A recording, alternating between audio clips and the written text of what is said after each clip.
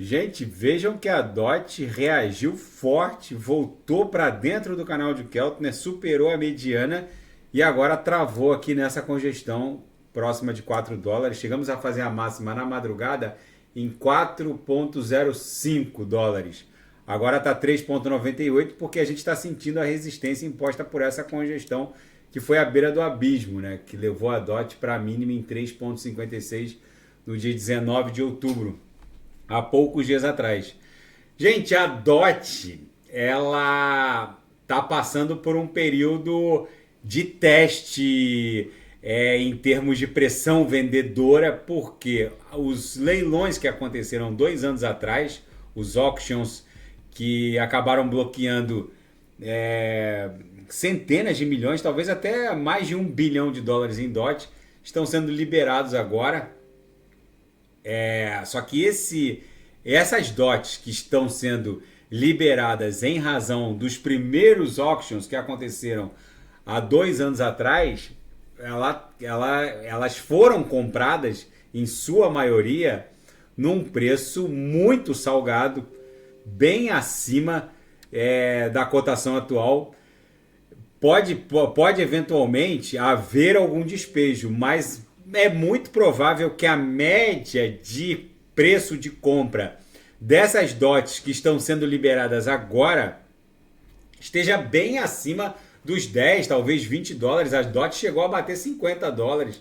Óbvio que não dá para pontificar exatamente. Vamos ver qual foi a máxima. Não dá para pontificar exatamente qual é o preço médio de entrada desse pessoal que está tendo as DOTs desbloqueadas em razão dos primeiros auctions, mas o fato é que, se a gente pegar aqui todo o período de negociação da DOT, vocês veem que lá no começo, assim que a DOT foi lançada, ela estava nesse patamar que está agora, próxima de 4 dólares. E chegou a bater 2 e pouquinho, depois pulou para 5 e depois acumulou ali no patamar de 4 dólares. Mas chegou a bater 53 dólares. O preço médio de entrada desse pessoal que está tendo as DOTs liberadas, na minha leitura, está bem acima de 10 dólares. Então é difícil prever se vai haver algum despejo ou não.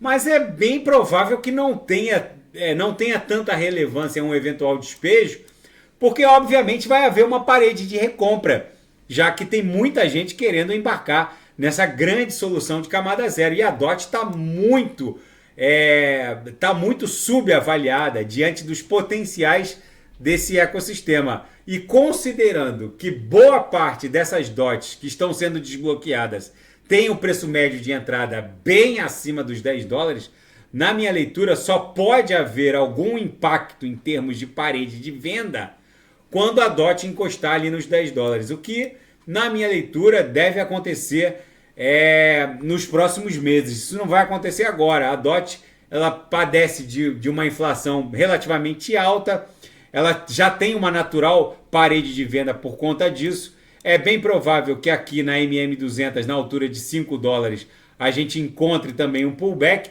A gente só deve testar o patamar de 10 dólares, que seria algo para testar os cumes dessa congestão. Na minha leitura, isso só deve acontecer. Vamos botar aqui um ângulo de ataque numa sequência de Elliott, para um ângulo de ataque proporcional ao ângulo de ataque impulsivo proporcional ao ângulo de ataque corretivo. É bem provável que isso só aconteça lá por março, talvez abril do ano que vem.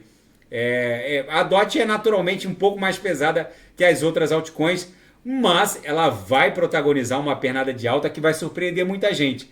Mas na minha leitura ela só deve testar os 10 dólares, talvez no começo do ano que vem. Então não há com o que se preocupar em termos de liberação dessa montanha de DOT que vai acontecer agora nas próximas horas. Daqui a pouco eu volto, vou fazer a GIX, SDAO, TRX, VET, Polkadot Kusama. Quem quiser sugerir é só colocar nas mensagens abaixo. Grande abraço, até daqui a pouco.